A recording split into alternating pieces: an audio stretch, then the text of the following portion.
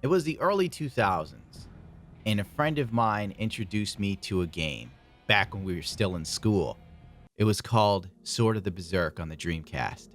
I fell in love with it. The character design, the darkness, the grittiness, the unapologetic storytelling that is just woefully lost on this generation of game developers.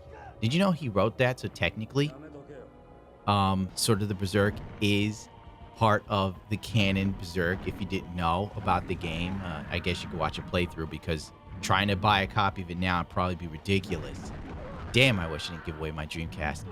Anyway, years had passed. My engagement was over, and I was in one of the darkest periods of my life. One of many, honest to God. And I spent a lot of time reading books on philosophy and about life, trying to figure out why do crappy things happen. And I thought to myself, while reading a multitude of comic books and manga, whatever happened to that great game, Sword of the Berserk? Did they make a sequel? And I found out that Sword of the Berserk was actually just Berserk. And I fell in love with Kentaro's world. As we are all here, we all know just how magnificent Berserk was, how grandiose, how over the top amazing it was in storytelling. And I think that was because Berserk was allowed to grow. It's been going on since what, 1988?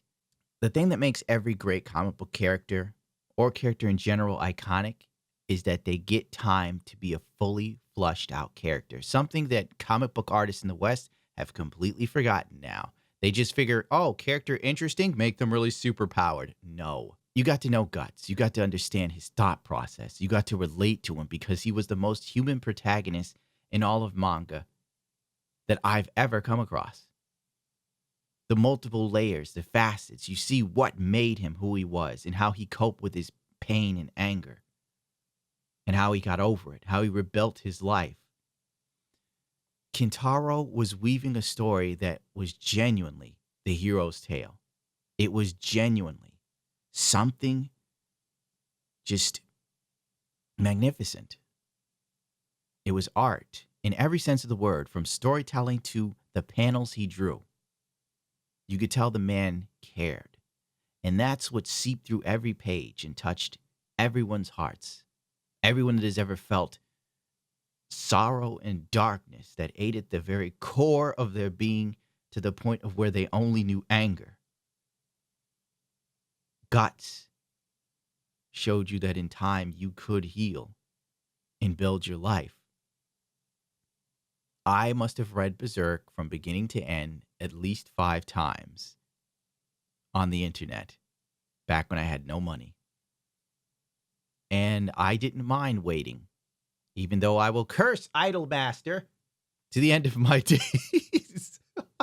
That's a real deep Berserk joke. If you don't get it, you probably haven't spent your days wondering when the next chapter is coming out and why it was so late. The death of Kentaro is the death of a masterpiece. It would be the equivalent of the 16th chapter not being finished because the artist had died. I only hope that the assistants he was training to take over for him were given a manuscript of how Berserk ended so we could at least have some sort of closure. But after being a fan of Berserk since at least the early 2000s, to think it ends this way is tragic, but also it is truly the most Berserk thing that could fucking happen. Is that not causality for you? The unfair, dark world in which Guts lived, in which we were all enthralled, in which we could all relate to. What other artist in recent history died that just sent ripples through social media? I don't even think people went that hard for Stan Lee when he kicked the bucket. I can't, honest to God, remember. Maybe it's because I stopped giving a shit about Marvel. But you could see that people cared, from Final Fantasy players lining up in honor of Kentaro, from people painting and doing cosplay. It was all over the place. It was truly a sad day for us all. All of us that cared. Anyone else who likes Jake Paul or something doesn't give a rat's ass. So I decided to do something as best I could. The only thing I could think of that would encompass how I felt. I painted a resin kit that was sent to me 2 or 3 years ago, and I kept saying to myself, I'll do it, later.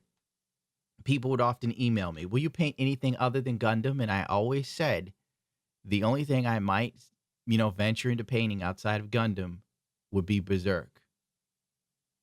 And I guess I kept true to the word. It's sad that I did it after Kentaro died.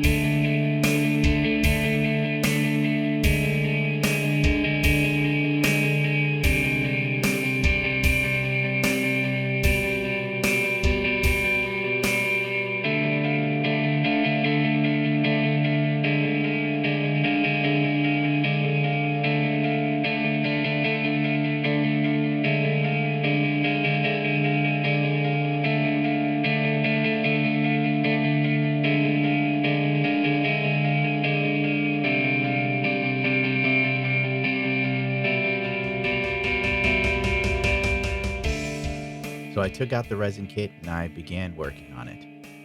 You can find this resin kit on eBay, fairly cheap. It's $50. I won't lie to you. There's a bit of problems, warping, so on, and etc.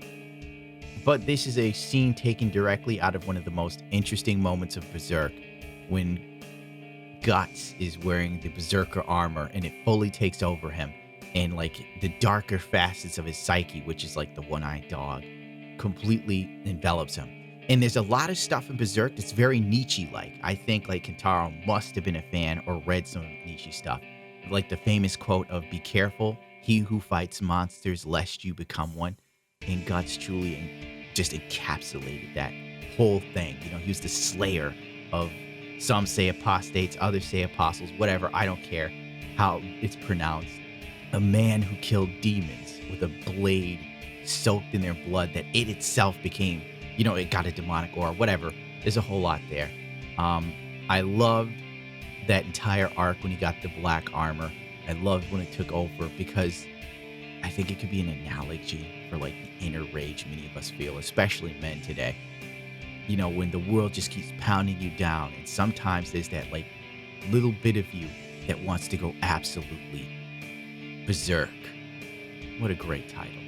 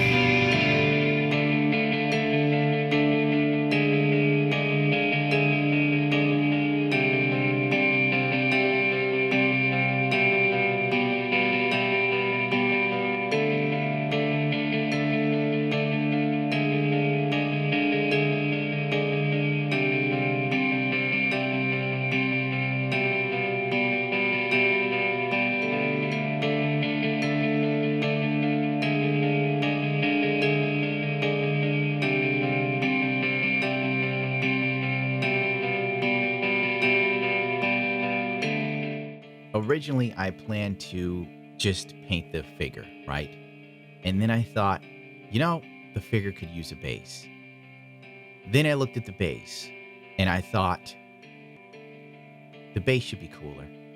You know, why just a wood base? That's not enough. Then I was like, it has to have a plaque in honor of Kentaro. Then it's like the base needs rocks, it needs dirt, it needs grass, it needs gravel, etc.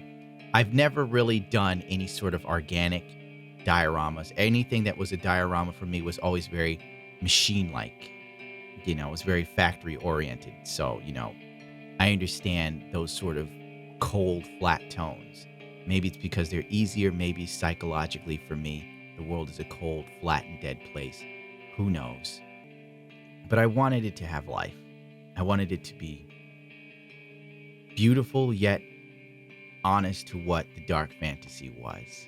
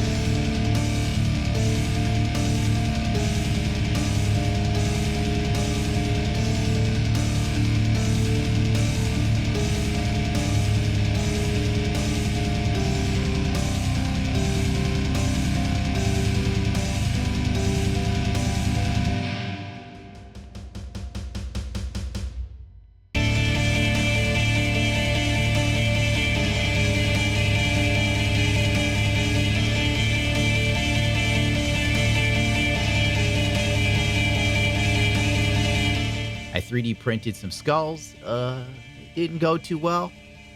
I'm sorry, Alex from Canada. I know you sent me the Resin 3D printer, and I just keep fucking this thing up. I might have like messed up the film. Who knows what I did wrong? It just keeps printing bad prints. But it didn't matter. I still had enough I could work with. I did really enjoy painting the skulls, by the way. They're fantastic, fun and easy. I just wanted something that if I decide to give this away, if I decide to try and send it to Kentaro's family, but if anything, they probably wouldn't want any more stuff from people because I'm sure they're getting stuff from around the world. You know, me shipping this to Japan, odds are it would get broken, knowing my luck. And I don't know. I don't want to bother his family with, you know, some tchotchke, some asshole on the internet painted. I truly loved Berserk. I really did. I think it was one of the greatest pieces of literature ever made, and it will never be adapted to an anime because there is no studio with the balls to do it justice in this day and age. You son of a bitch. I don't care if you're a hot chick. This is a very important time.